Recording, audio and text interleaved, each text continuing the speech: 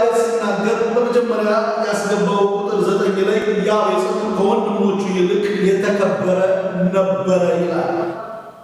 ያቤጽ የተከበረ ሰው ነው። ትንሹ ትልቁ የሚያከብረው ታውቃላችሁ።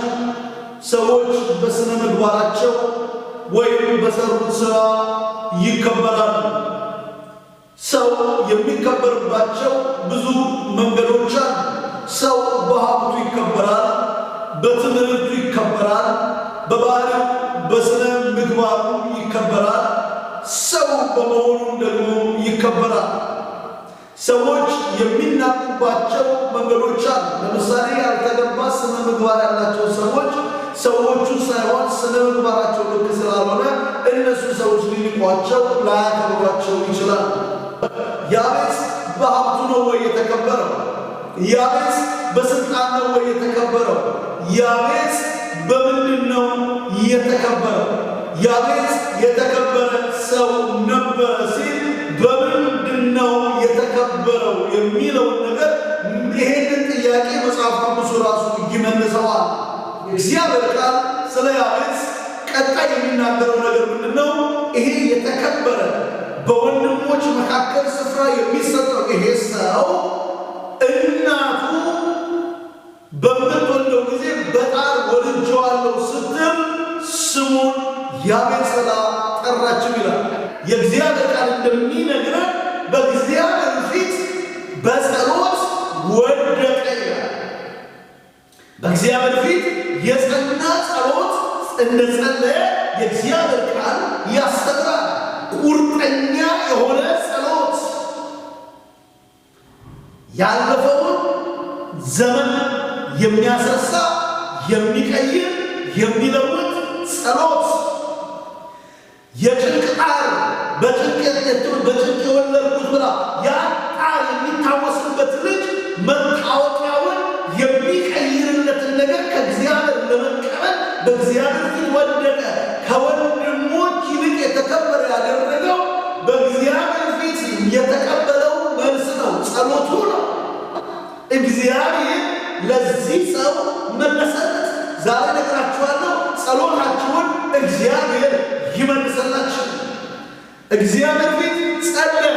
ምን ብሎ ጸለየ? የመጀመሪያው የጸለየው ጸሎት ያቤጽ እባክህ መባረክን ባርከኛ። ያቤጽ ስለ በረከት ጸለየ። ምናልባት ይህንን የምትሰሙ ሰዎች በረከት ሲባል ቶሎ ብለን አእምሯችን የሆነ ምድራዊ ነገር ላይ ብቻ ሮጦ ከሄደ በጣም ደካሞች ነው ማለት ነው።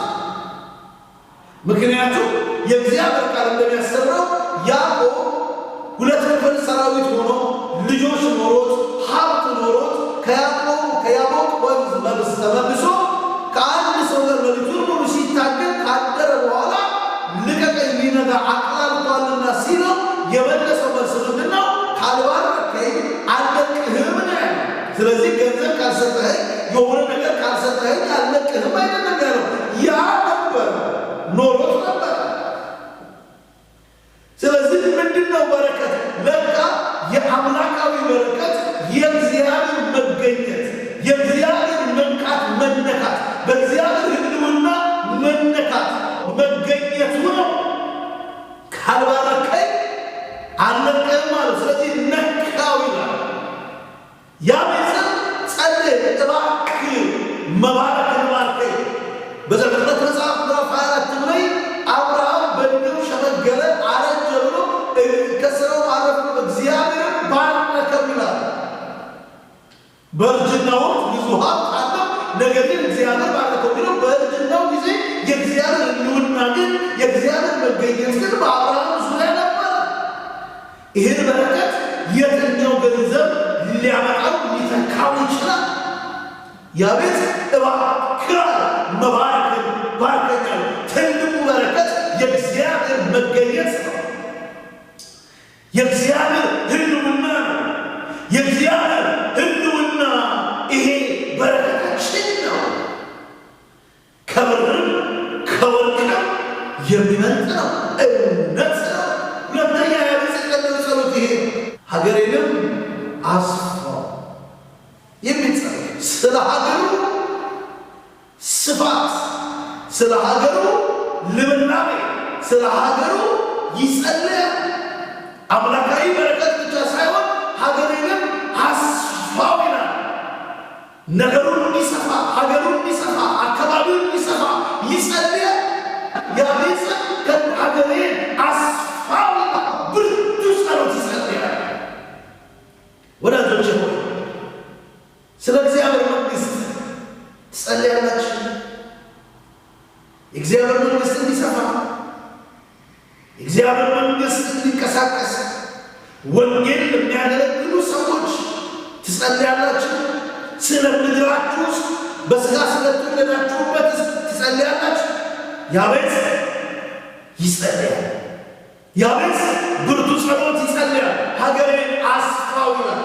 እንደ አዲስ ኪዳን ሰው ሁለቱን እነዚህ አካልን መጸለይ ይኖርብናል። በሥጋ ስለተወለድንበት ምድር፣ ስለምንኖርበት ምድር፣ እንዲሁም ደግሞ በዋናነት ስለ እግዚአብሔር መንግሥት አጥብቆ መጸለይ ያስፈልጋል። በእንባ መጸለይ ያስፈልጋል።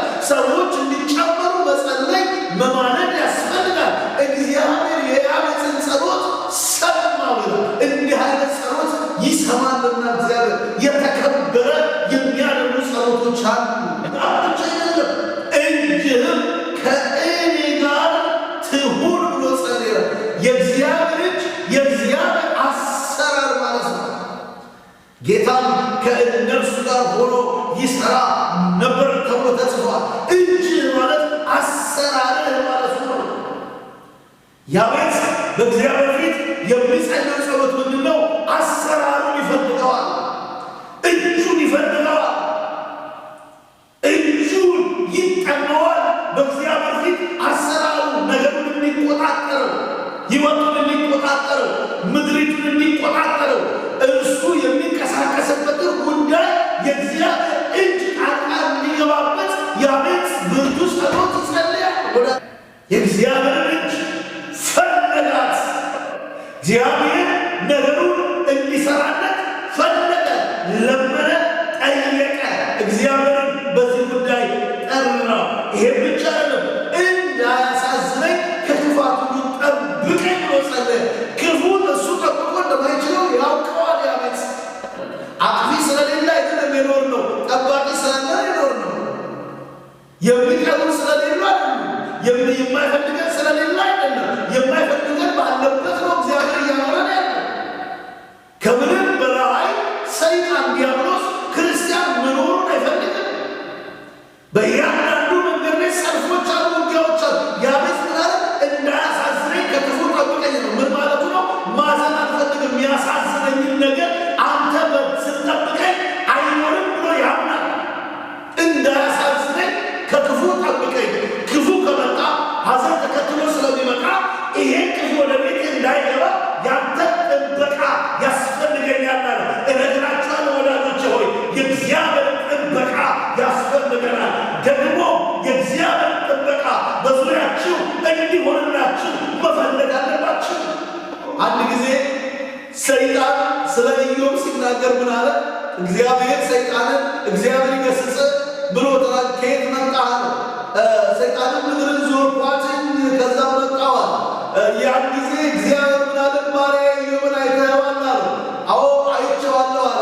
ነገር ግን አንተ ቅጥር ሆነህለታል አለ። ሰይጣን ኢዮብን ብቻ ሳይሆን ያየው ቅጥር ሆነህ ነው ያየው። የእግዚአብሔርን ጥበቃ ነው። ቅጥር ሆነህለታል አለ። ጥበቃ ነበረው በዙሪያው፣ ያ መለኮታዊ የሆነ ጥበቃ፣ ያ የእግዚአብሔር ጥበቃ። ይህንን በብርቱ ይፈልገዋል። ማን? ያቤት እንዳያሳዝነኝ ከክፉ ጠብቀኛል። የእግዚአብሔር ጥበቃ ሰው የሚጠብቀው ውስን ነው። ራሱን የሚጠብቀው ውስን ነው።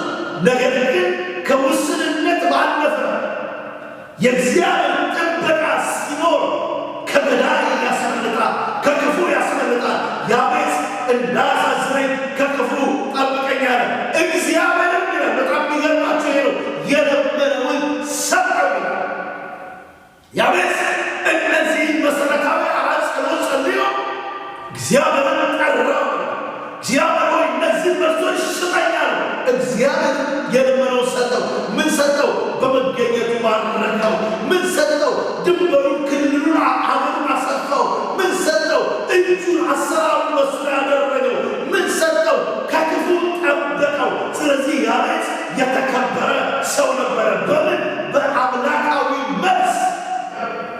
ወዳጆቼ ሆይ መገኘቱ ይብዛላችሁ። አሰራሩ በእናንተ ላይ ይሁን። የእናንተን ክልል የእግዚአብሔርን ክልል መንግሥቱ በእናንተ ያስፋው። ከክፉ ደግሞ የእግዚአብሔር እጅ ይጠብቃችሁ በኢየሱስ ክርስቶስ ስም። በእናንተ ላይ መገኘቱን ክብሩን እጁን በኢየሱስ ስም ያምጣባችሁ። ክብር ለእግዚአብሔር ይሁን። አሜን።